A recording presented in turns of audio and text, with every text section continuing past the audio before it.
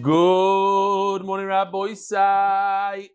Nishmat. That's one of the weakest as I ever heard in my life. I should all be mevuyish. Good morning, Rabbi Isai. How are you?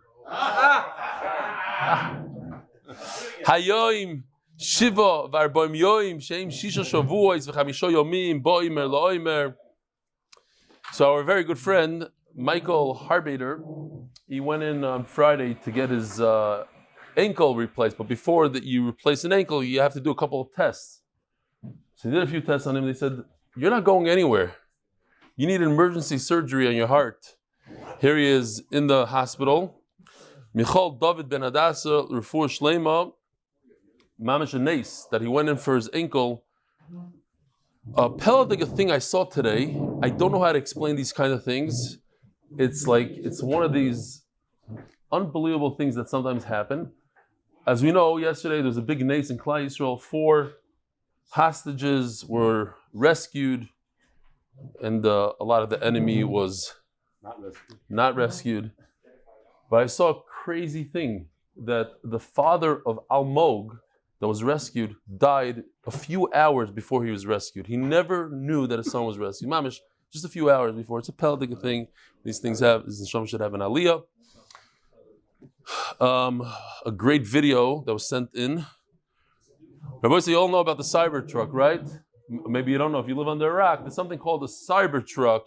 It's the new Tesla pickup truck that could go quicker than it drives faster than Ferrari. It's bulletproof. The whole outside is bulletproof. It's the biggest hack in America. It's the new pickup truck in America. Here we go, Rabbi. Say. Look at this car. What's this? What type of car is this? Shulam ran himself, Rabbi. Say. Who's this? Who do we have over here?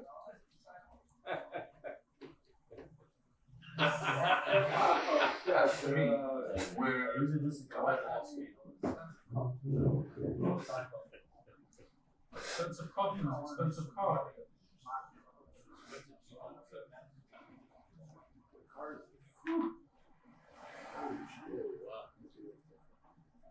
Okay. Givaldic. Tzvi Spiro. I started Daf with Bava Metzia and made my first siyum ever. I will be Be'ezer Hashem going to Israel just for Shabbos on Friday, July 26th. Be going straight to MDY without even going to the Kaisel. While there, a Sefer is starting to write a Sefer Torah and would like to be mechabed you with writing the first letter in the Beis Medrash. Either at the beginning of the shir, on video, or after Shachris. I would like to know if you'll be in Eretz Yisrael then. I won't, but I'll fly in, I think. I have to come back for this. Nah, I probably won't be there. Can I bring this? Did he know that I'm not going to be there? I want to be mechabed you Sandik. Oh, you're not here. Okay, shine. Sorry. No, but seriously. Yishkoyach Tzvi. The Sefer Torah should go well, and you never know. The plan is that we are in Chutz La'aretz for that month. I think that's the month. I would like to know if you'll be in Eretz Yisrael then. If so, can I bring the Sefer to Beis Medrash to write the first letter? Tzvi Spiro. Well, this is very interesting. I just thought as Achdus, but there's a little bit of a problem here. L'shchenenu Shomrei HaShabbat. A letter was written on Shabbos yesterday. Shabbat Baboker Pursam al Shechrur Arba Chatufim B'Malach Mivtza Shel Tzah v'Shabak. And here's the names. Shetihem Shech Shabbat Shalom V'Rak Psurot Tovot Am Yisrael Chai. It's interesting. Okay, it's very nice in a way and also sad.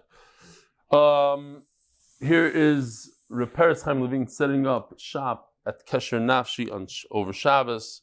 And watching the shir, I guess, Erev Shabbos, Fnei Kalam Ve'edo. And then finally, Moshe from Lakewood says that the guy that said that I missed 2 words on Daf, tzadik Zayin, he's in fact right. It wasn't tzadik Zayin, it was tzadik Tes, and I should have chapped because he said this 2 pshatim in Rashi. He's right. So never doubt when somebody takes time to write in, he tells me. Oh, Reb Chaim is live from Kesher Nafshi. Shalom Aleichem. How many people, just show us with your finger, how many people did you recruit? How many people? So far, over 10.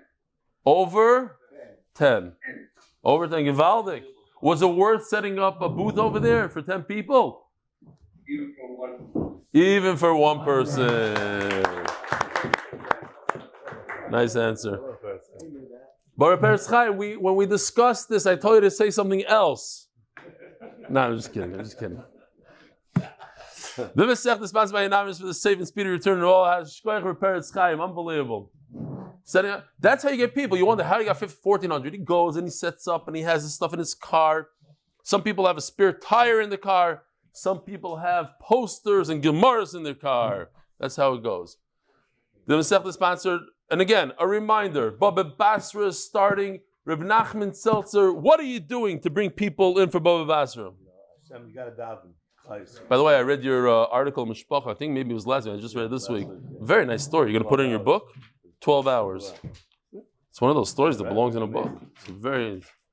It's about a woman who stayed on the phone with one of the kids. A kid. The mother is dead next to him and his sister. Mother lying dead. And she stayed on the phone with this kid for 12 hours straight. She thought it was going to be 20 minutes until, they come and rescue. At 12 hours, she told him, be quiet. They heard Arabs. Now don't talk. Yes, talk. Go charge your phone. He had to go around his dead mother and get the charger. Kids are Ayin Sham. The Parnas HaChodesh. Nishmat Zechrya ben Moshe, Nishmat Zechrya bas Yosef.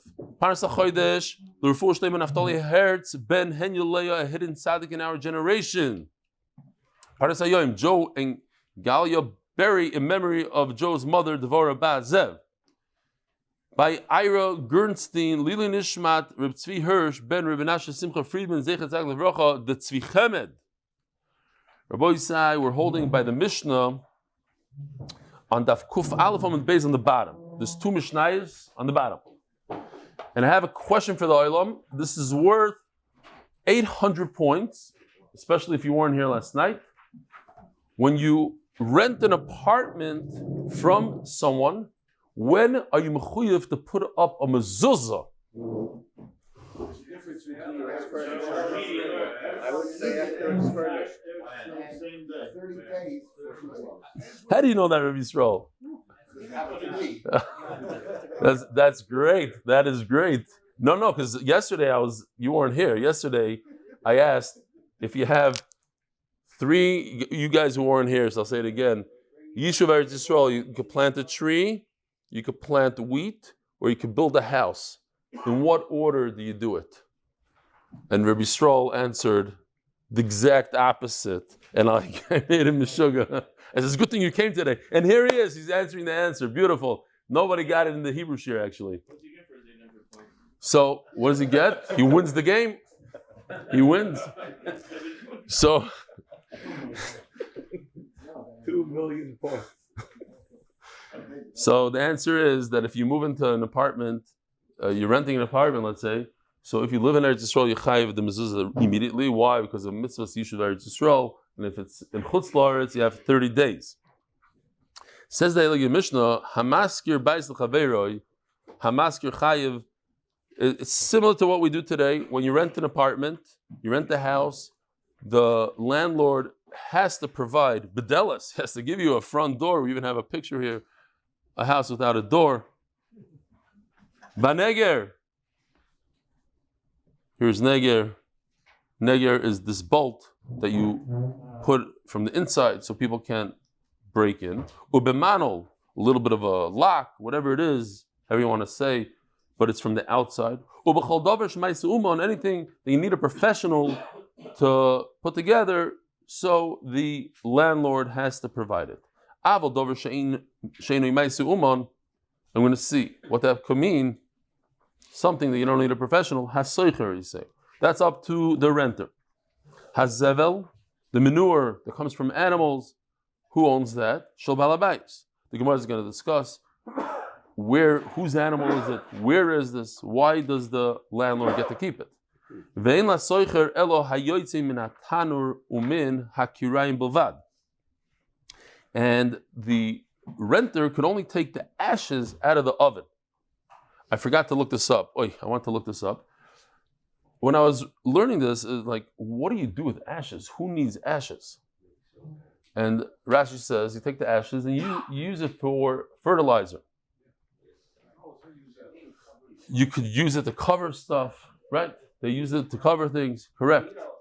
And then I'm thinking to myself, our days, we throw it in the garbage. Every day we walk out of our house with these giant bags.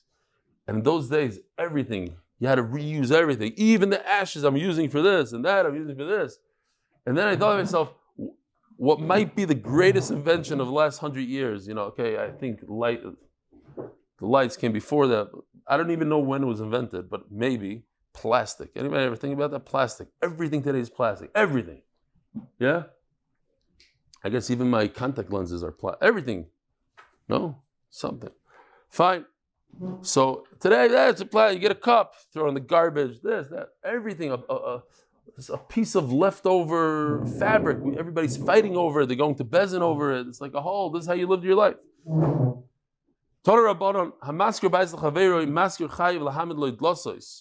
He has to give him some doors. Let's say it's rotting, the ceiling is rotting. You have to strengthen it. Put some sort of beam in there. The beam is cracking. The renter must provide a ladder for the landlord to get up to the roof, and to provide a fence around the roof so people don't fall off. It's a chiyuv. I just thought this was cute. A guy, I could just see this happening. It's like so typical. Someone comes to ask Reb Kidnovations, what should I do? What's a bigger mitzvah? To buy the apartment on the 3rd floor or the 4th floor? The 4th floor requires me to do the mitzvah of a maika. And the 3rd floor is actually going to be better for the mitzvah d'Rabbanan of Chanukah. Nearest Chanukah, it's better pursuing Nisa, it's lower down. So Chaim looks at it and says, the 3rd floor, because it has less stairs. And there's less bittul Torah. Okay, fine. Says the Gemara. Yeah. What?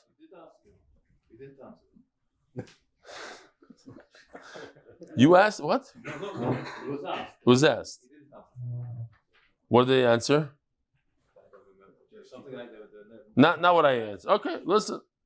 There's more than one person that asked it. To make a gutter here, we have a little. I didn't have a real picture of a gutter here, right up here.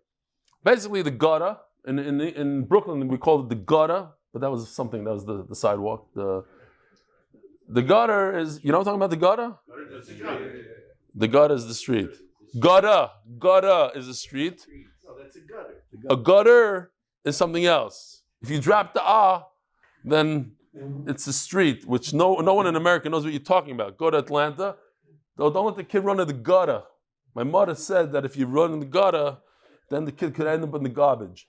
So nobody knows what you're talking about. But this gutter that prevents the rain from hitting the wall, that's something else. In those days also, think about it, we had gemaras of rain coming into the house, but not a lot of rain here, just certain areas dripping in. Today, there's no such thing. But in those days, they would plaster the roof. Zok Gemara. Bo minei mirav sheishes mezuzah almi. Who has to provide the mezuzah, the landlord or the renter? Says the Gemara. There was a guy asked the Jew, his Jewish neighbor. That store is next to each other. He says, "I don't understand something. I don't see you complaining about all the theft that you have. Why do they break into my place all the time, not into your place?"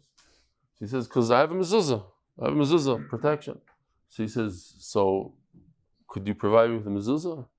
He says, "Yeah, but without the paper inside." Okay, try it. A month later, the guy's taking it down. He says, "What happened? Well, it's not working. You have theft." He says, No. It's working. The problem is that all day long, these guys with these hats come in, tzedakah. So it's like, zechus bev seida.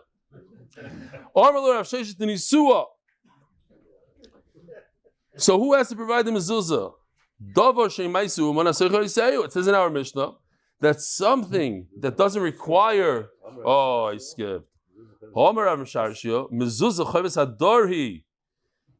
What's the shayla b'chlal? If I have an apartment that's empty, I don't have to put a mezuzah on there. If I use the apartment, let's say for storage, It's when you live in the apartment. So the person that lives in the apartment, he should provide the mezuzah. That's the renter, not the landlord. In those days, they used to etch out if there was stone, they would make a hole in the frame of the door and put the mezuzah inside. As a matter of fact, I just saw, because I was buying doors for my house, and a lot of the companies now in Israel, they provide this thing. It's in the frame, beautiful, etched in. You don't even see it, and they give you a little plate. You could choose silver, gold, whatever. You put it so it's flat. Because what happens is, if anybody ever had non or cousin movers, what they do is when they bring refrigerators into the house, they by mistake hit your mezuzah. They knock it off the door. It's a thing. So now, if it's like hidden inside the frame, they won't by mistake hit it. I hope. Happens to be I wanted that, but the company I bought the doors from doesn't have it yet. But it was cool. A lot of the main companies have it now. I recommend it. Who has to provide this hole in the stone, which is hard to do, I guess. You have to etch it out, take a chisel, and if it's not a maisu uman, you don't need a professional, then the renter has to do it. Now, do you need a professional to make this hole? Probably yes. By nami lav maisu umanu, however, it's not considered a maisu uman. Why? Efsharhu begufta de kanya. Since I could use one of these, I could use a tube, put it in there, and adhere it to the stone. I don't have to cut the stone out. So anybody could put one of these on. So Memela, it's considered not a maisu uman, and the renter has to provide the mezuzah. They say in the name of the Gain. The Gain didn't say this, and I think my father is makbid on this. I have to speak to him about it. He says not to use one of these with a back, that the mezuzah should actually touch the door. And there shouldn't be a chatzitza. So the Chazon Ish says it's impossible that the Vilna Gaon said that, because the Gemara over here says begufta dekanya, that you put the mezuzah into a round reed. It doesn't say that the reed is open on the back. It's in a reed. It's completely there. So it's impossible the Gaon said that. Hamas Yobais l'chaveroi. If it's from the Adama, consider plastic or something else, maybe. Yeah, but the Vilna Gaon didn't have plastic in those days. No, he said not to use reed, not to use any kind of wood, nothing. Plastic here, plastic, everything.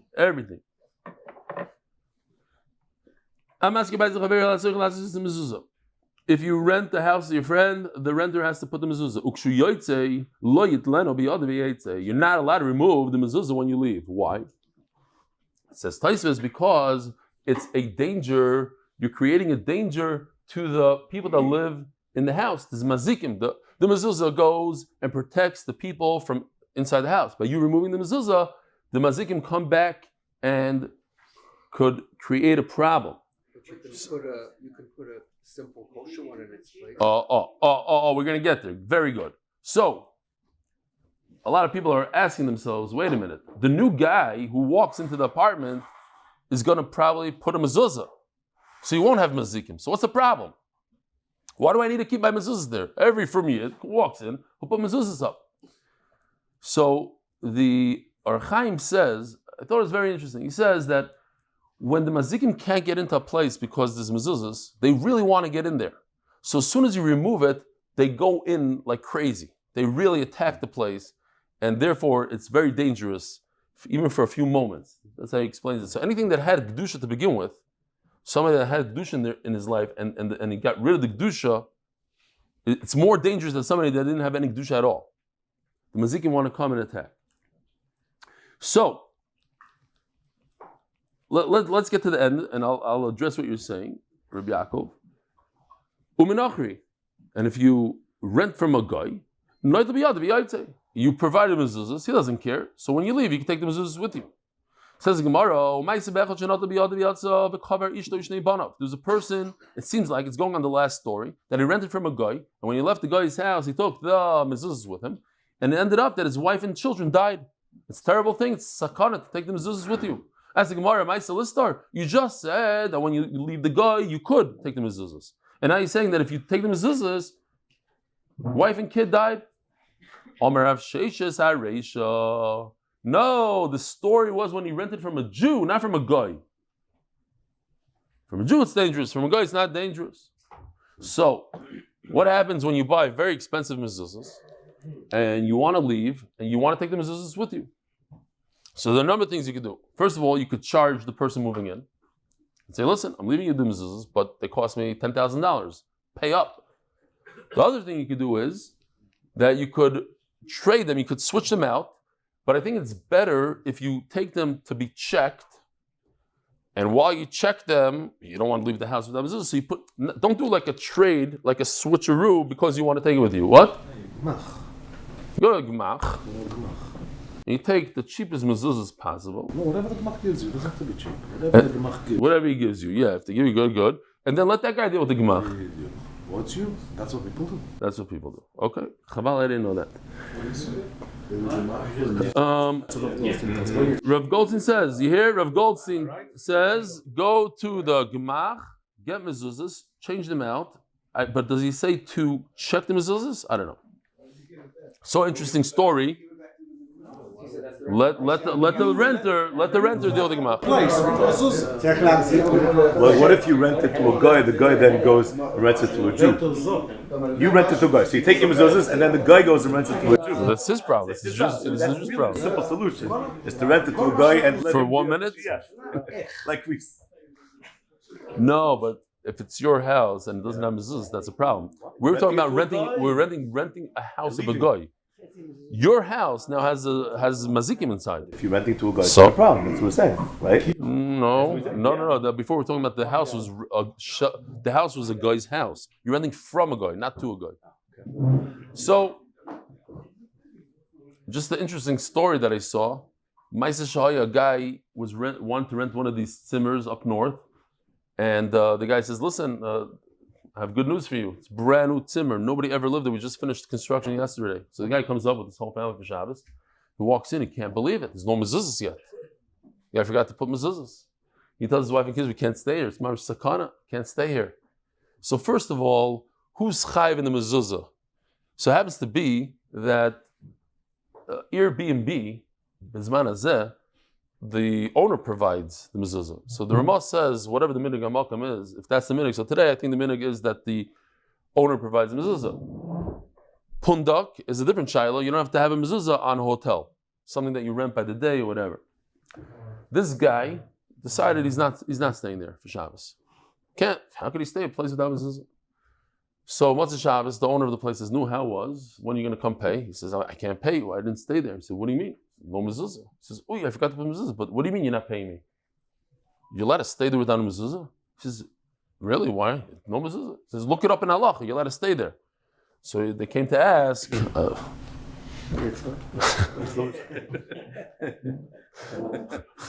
Okay, I don't even know the end. I didn't have a chance to see the end. I think the end is obvious.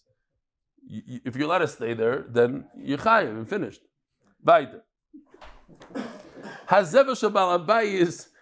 It says in the Mishnah that the manure is owned by the landlord. So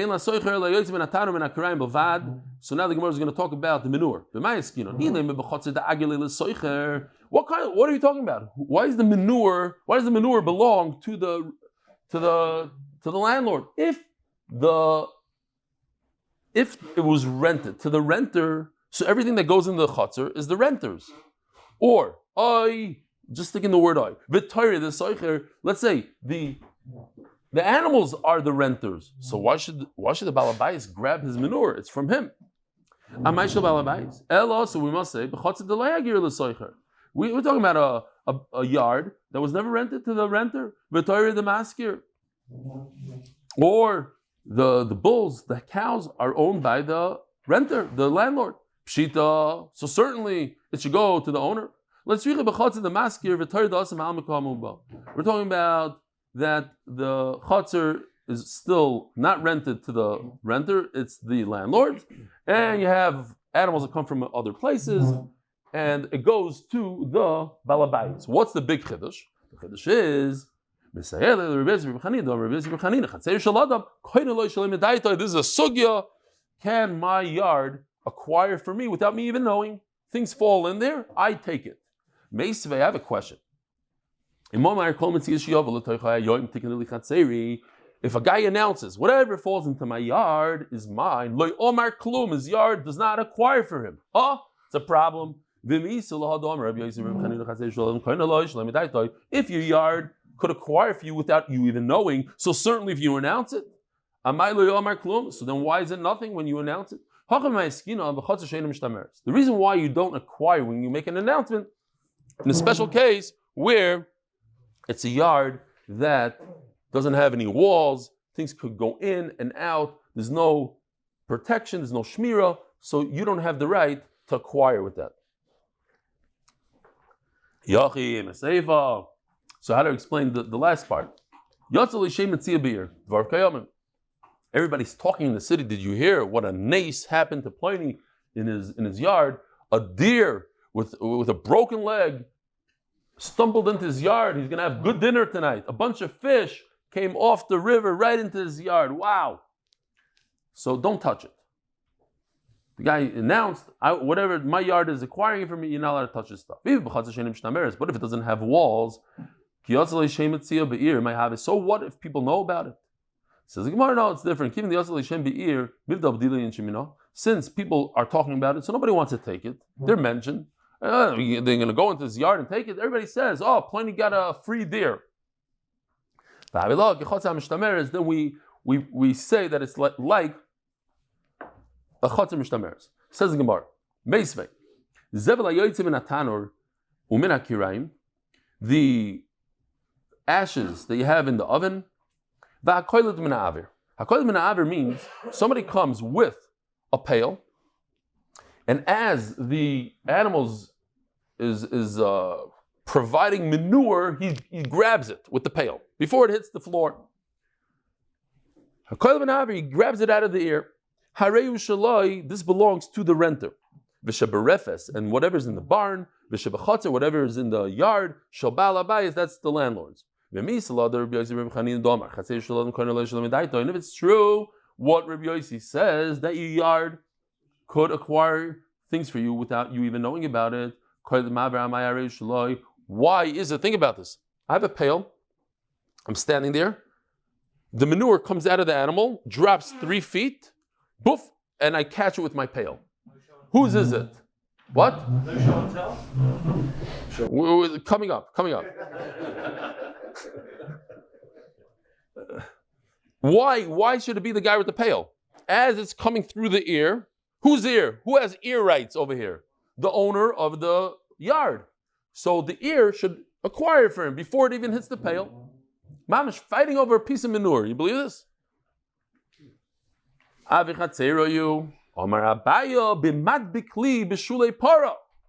talking about something like this. I thought it's this. I was very excited because I remember in New York, they have these, just for the people that come to visit, for the tourists, they have a wagon and they have 2 horses and you can go through Manhattan. Now, they don't want the horse doing its thing all over the streets of Manhattan. So they make you get one of these. See, one of these bags. And here's a picture from a distance. This is like in the middle of Manhattan. You can see this. So all his stuff goes into this bag. Now what's the problem with this picture? I realized on Shabbos, I put this in on Friday, and I realized on Shabbos, as I'm learning it again, I'm like, wait a minute. The problem is that it hits the ear.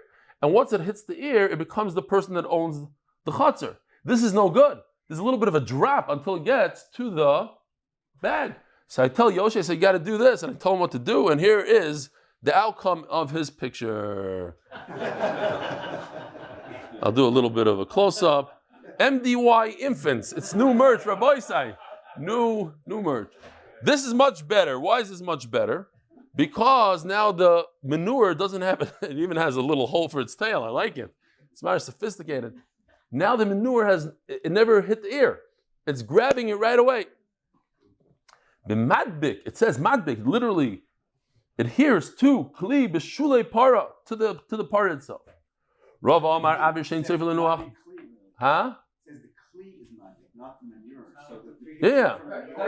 No, the diaper is madbik. He says The so. diaper. He doesn't say it's on. I'm saying it doesn't. If you look at Rashi, the problem is that it's going to hit the ear. You don't have any ear. You're not allowed to have any ear. Once it drops 3 inches into this bag in New York, it's not mamish on the horse. I believe the chutzner, the owner of the ear rights, will be kind. Therefore, there's no ear. Rava says no. You don't have ear rights when it's not going to drop in your chutzner. You have ear rights when it's going to drop in the chutzner. Then, a moment before it becomes yours. But when somebody grabs it with a pail before it has the chance to hit the ground, then your ear rights do not acquire it for you. As the Gemara, is that something that's so simple? We had this in the beginning of the Masechta, and I'll show you the picture, or not the picture. It's more of a animation, and then you'll remember. You say, yeah. The boy Rava, mahu. He asked the question. Here's the case. Rabbi said, check this out. You have a picture on the right. Here he goes, and he throws a wallet right through somebody's house. Boom. And the guy catches it. Does the guy on the couch acquire the wallet as it's flying through his house? Does he acquire it through the ear? And he didn't know. Rava says, I don't know. Over here, you're telling me that it's not, that it doesn't acquire if the guy is going to catch it with a pail.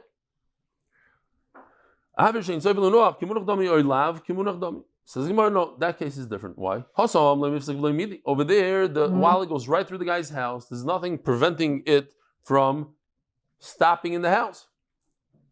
Over here, the guy put a pail, not allowing it to hit the guy's house. So maybe the house is different. Maybe the house, you should acquire it. Now, as a side note, we learned in a barn and in the yard.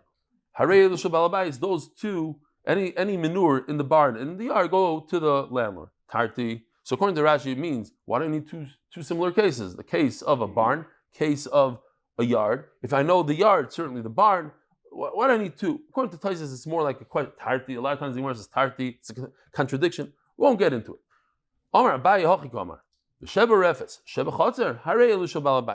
In fact, we are talking about one here. Beautiful picture. We're talking about a barn that's in the yard. It's just one case. Why? Because when I rent you this house, you see, I rent you this whole mansion, and there's a barn in the yard. It's obvious to you and myself that this barn is not included in the rent. I have a barn for cows. You can go around it, you can use it, you can put your barbecue somewhere else. Not in the barn. You see from here this idea that if I rent my chutzner to you, it does not include the barn.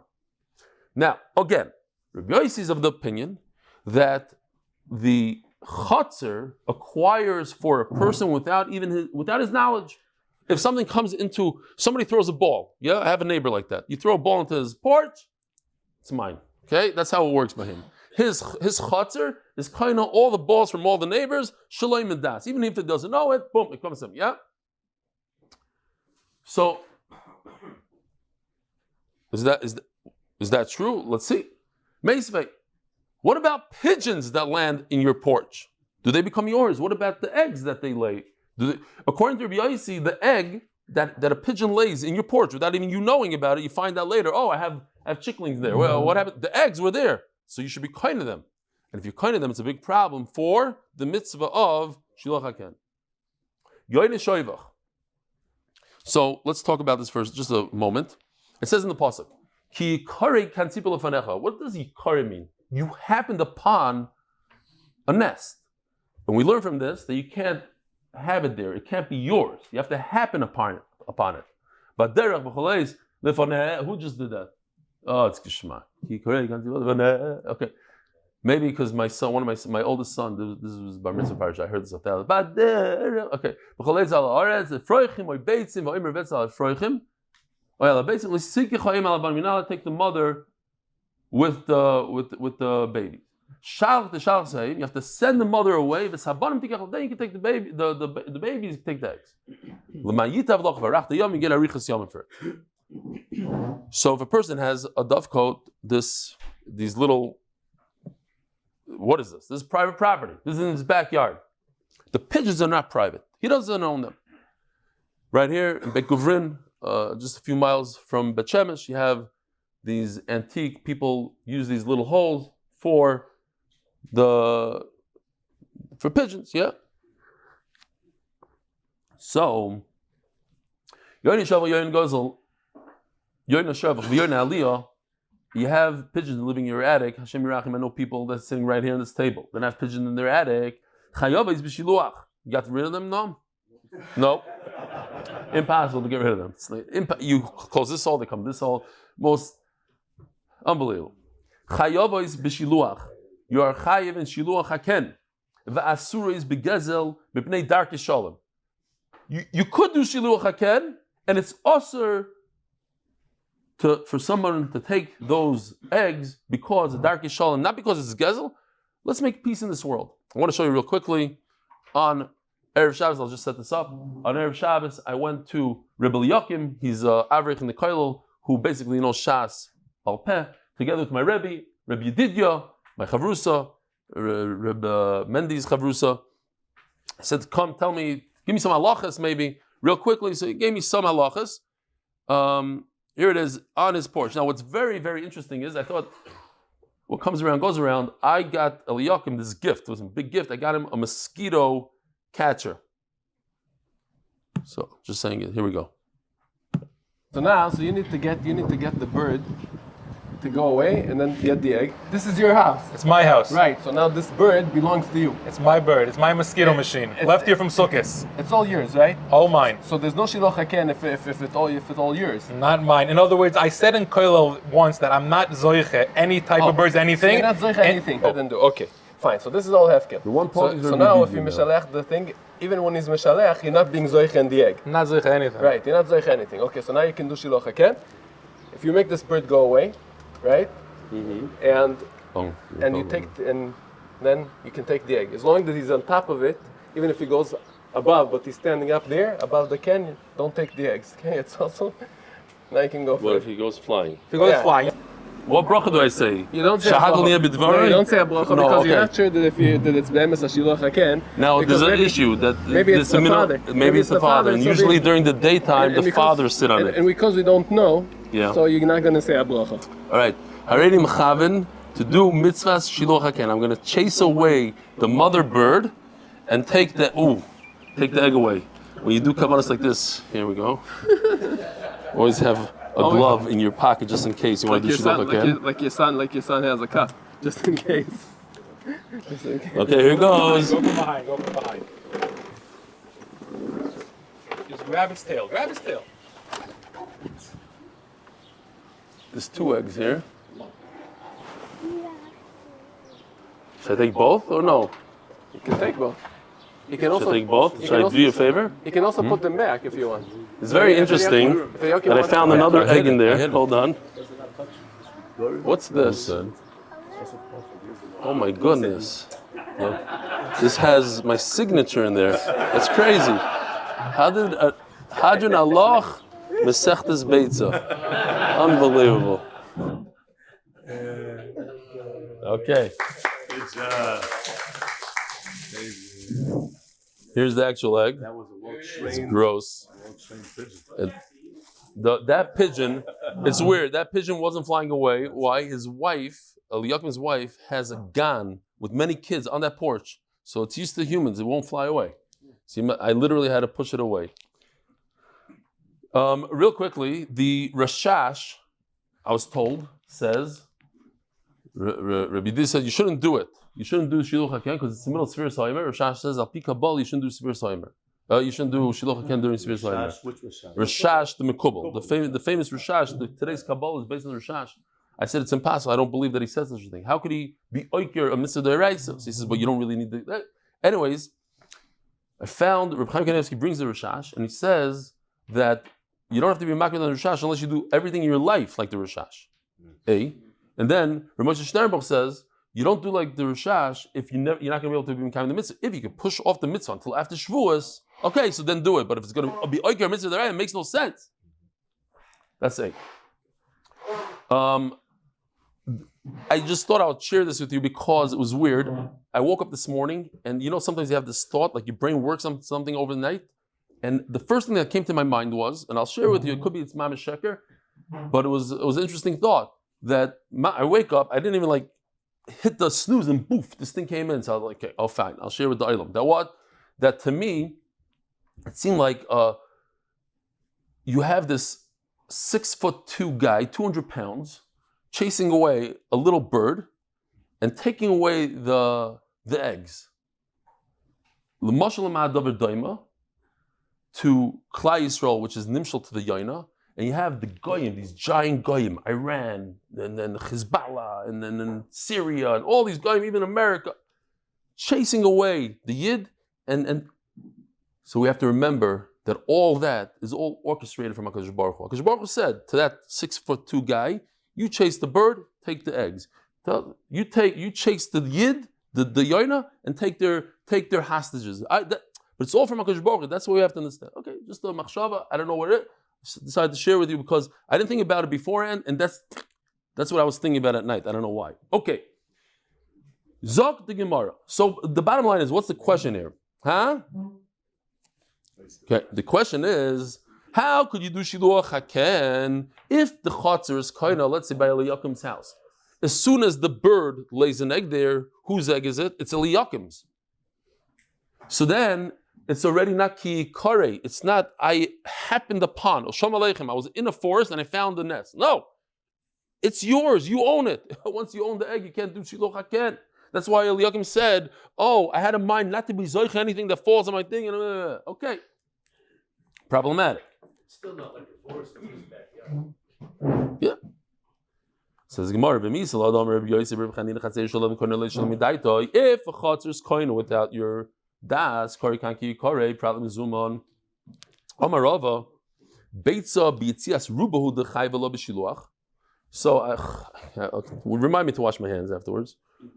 This is the egg coming out of the chicken.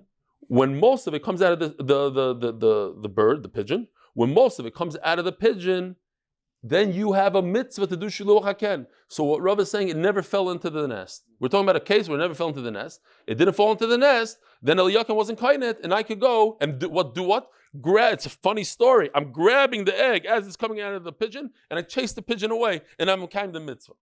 Okay? Take that before you chase the pigeon away? Oh, we're going to get there. Good question. You're not Makayim the mitzvah. Beitza b'tzias rubo dechayv lo b'shiluach u'mikanyo lo yikanyo adenof lo chatzera b'chikatani chayavos b'shiluach mikamedeti b'lo chatzera before it fell into the nest. Ihachi asked the Gemara, if that's the case, amay asur is mishum gezel. How come it's also for you to take the eggs? You say, oh, it's like stealing from the owner. Says the Gemara, you're right. The eggs is not a problem. Iman, the mother, is stealing. It's not really yours. You didn't make a kinyan on the pigeon, but he comes constantly into your dovecote that's in your backyard. Don't mess with it. Again, since most of it came out of the pigeon, so the owner thinks it's his. It's not really his, but Chacham said, don't fight with the guy. Why would you start up? Why would you steal something from him? Darki Shalom, act in peace. Also, this is bebeitzim. Now, we had a question. The whole point is, Rabbi Yossi says that the backyard is kind of without you knowing. We asked the question from a pigeon, l'chayra. If it's true, you shouldn't be able to be mekayim the mitzvah of shiluach haken in your backyard. No, I'll tell you why it's not a problem. That's what you were asking. You're not allowed to do shiluach haken when the mother is still there. And then it says first send away the mother, and then v'hadar, and only afterwards this abundant tikachlach. Then you take the eggs. So you could say that the egg is in the nest. When is your chotzer kind of the egg? When you yourself could take the egg. But in this case, since you cannot take the egg,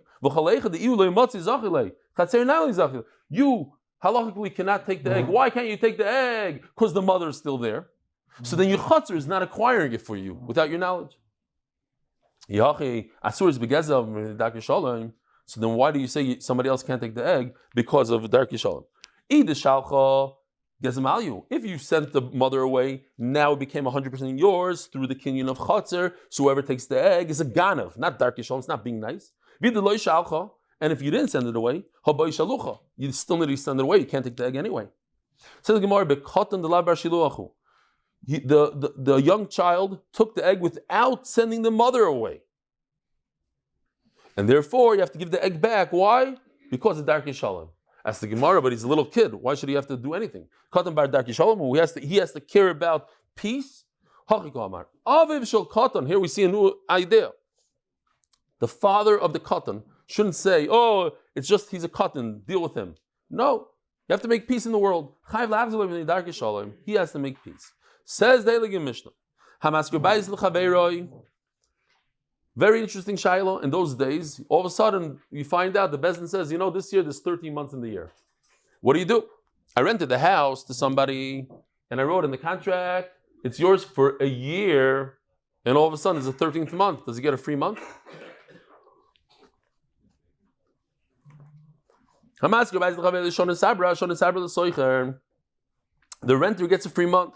But if you rented for months, so if it was for a year, he gets a free month. But if you rented it by the month, then he has to pay for the month. It's good. The landlord gets the extra money. Says the Mishnah. We have a picture of Merchatz. He rented one of these. How much did it say? It said a contradiction. It said Bishneim Osir Zav Lashana, 12 for the year. So that can mean even 13 months, you just pay 12. Zahav l'chaydesh, contradiction. Every month is 1. That means 13 months you would have to pay 13. So which one is it? Daf Kuf Beis Amud Beis. And the story came to the Tanaim and they said, you know what, let's split it. Ask the Gemara, Maisa Listor, you just told me. Okay, by Eric Adelman of Bigger Cup Consulting, and Kidnovations LLC has a zechus for quick and full Refuah Shelaima for Hatzalah member's wife was in critical condition. Oh, I didn't get the update, but she's doing a lot better, but she needs Rachmi Shemayim Merubim, Lana Devorah bas hadassah Leah, and there's a zechus for Akiva Simcha Ben Fayga. In the Mishnah it says it's either, depends. If you say 12, if you say it's by the year, you get 12 months. If you say it's by the month, you get the extra month. The renter has to pay. And then all of a sudden in the Sefer it says, oh, you do yachloiku. Which one is it? It says, we're missing a few words, but it's obvious. If you contradict yourself, yachloiku. It's a very interesting taisus here. I think it's important to see this taisus. It says tap taisus. Tema. So basically, hold on. Let's go a few more lines. Somebody rented this bathhouse for 12 a year, but Medina Zav Chaydish, 1 for every month. That says in the Mishnah. So there's a shaila in all of Shas. Do we toifes lashon rishain or tfais lashon achrein? What do you grab? Is it the last words that he said or the first words? Since we don't know, so you do yachloiku. Says Taisus, wait a minute.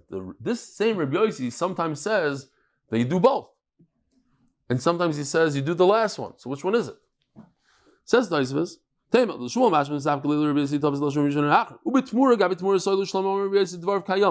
no, everything. What do you do? Is it both? No, you go by the end. So what do you do? Says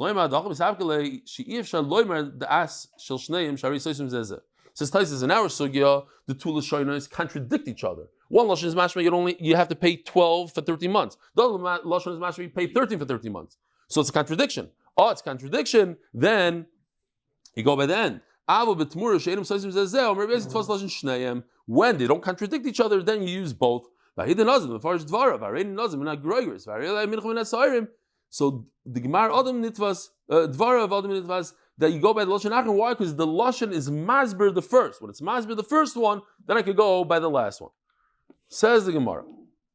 Omer Rav, Yahavoy Asam, Haviyahiv Nelei Kuli Lemasker. I would go with the landlord, says Rav. I would argue. I have a Tana that says like me, I would argue with him. Michael Mashmalon, Tfois Lashon Achron. L'chari is saying that it says at the end. What did it say? It says 1 per month. So I would give everything to the landlord. He gets 13. What's the big chiddush? The Gemara constantly says that Rav would not repeat himself in 2 different cases. If it's the same halacha, it's the same halacha. I don't have to repeat it. Where did Rav say this? In the name of the Talmid of Rav, Istera. Istera is a coin that's worth 96. So if a person says, I'm going to give you 96, Meya Ma, 100 prutas. So which one is it? 96 or 100? The halacha is Meya Ma. I go by the last lashon, whatever I said last. Meya Ma, what if I said I'll give you 100 prutas? Istera, 96. Istera. It goes by the last lashon, I give you 96. Says the Gemara, if you're right, he did say it over there, but I would say, as Rashi explains, perhaps he said, Istera, I'm giving you Istera, Meya. I'm giving you the larger type of Istera, which is worth 100. I'm explaining myself. Or if I care, I'm giving you the smaller one. It's a pirush, not a charata. I'm not regretting what I said and I'm saying new words. Kamash Mallah, no, that Rab always goes by the last words, whatever he said last. Ushmuel Amar, Beboba Emsa Chodesh Askinon, says Shmuel, we're talking about a guy that comes, the landlord comes in the middle of the month. He goes, Oy vey, I didn't realize that it's Iber Yar. You need to pay me for this month. So he comes on the 15th of the month. What happened? The guy already lived there for 15 days. So the money that he already used up, the rent that he already stayed there, he gets to keep. Why? There's something called Hamid Mamoin Al Cheskasai. He has it. You want to take it? But Hamid Mamoin, I have a chazaka on the money I already used. But the future 15 days, that we have another chazaka called Hamid Karka Al Cheskasai. I own this house. I'm telling you, get lost. You want to stay? Pay. I have a chazaka on the house. If I come in the beginning of the month, everything goes to the landlord. Why? Because of this chazaka. If I come at the end of the month, why? Because of this chazaka. That's the Gemara. Shmuel always says we take the last words the person says. Why does it over here? Why over here all of a sudden he says Yachloiku? Yachloiku is on the last 2 weeks then? No, on the month. It's not 3/4 and a quarter? Why? Why should it be 3/4? Already gone. Half is already gone. No. Half. No, exactly. The full half. The full half? Yeah, full half of this coming. Yeah, I think so. Rashi explains these 2 chazakas. I have a chazaka on the second half. I hear where you're going for it, because it's like, we are going. Okay. A guy says, I'm selling you what? Right. Chodesh. I love the Shalom Masker on Machzis. I don't think so. That's left over. Really? It doesn't make sense. He has a cheskas karka. Rabbi Shmuel Devari kur b'shloishim. A kur equals 30 saw. Each saw, I'm giving you a whole kur for 30. Meaning, how much is each saw? 1. There's 30 saw in a kur. I'm selling you the whole kur for 30. So if I count 1, 2, 3, I give you 29 saw, but I didn't give you the 30. That's it. I can back out of the deal because you didn't give me 30. The deal was 30. But what if I say kur b'shloishim? I use the same words, but I add and I say saw b'sela. Each saw is 1 sela. Ani moichelach. Rishon kana. Then if I give you 29, you owe me 29 dinarim. End the story. Why? Because I go by lashon achron. I said a kur is 30, and then I said each saw is 1. So I go by the lashon achron. No, so you see Shmuel goes by lashon achron. Says Gemara sometime in Mai mishum the tofes. Over there by the 30 kur, why is it his? Because he grabbed onto the 29 saw. It says so. Meila chanami kotofes. Who's grabbing what? Noam. The soicher is grabbing his first 2 weeks. The masker is grabbing his last 2 weeks. Each one is grabbing something. Reb Nachman says that even from the beginning, everything goes to the masker. What is he saying? He's saying the exact same thing. That what? That we go he gets 13. Why? Because you go by the last lashon. What was the last lashon? Let's look at this real quickly. In the Mishnah it says 12 per year, and we'll break it down 1 dinner per month. That's what it says in the Mishnah. So that's lashon achret. Says the Gemara, no. Look at the second line. Even when it goes against the landlord, we still give it to the landlord. In this case, it says 1 per month, so he deserves 13. And then he repeats, no, 12 for the year. So you should only get 12 instead of 13 for ibiyar. The answer is that we always go with the landlord. Why? Because he has cheskas karka. Let's do a little. Okay, we'll have to stop here because it's late. Rabbi Sai, have a wonderful day.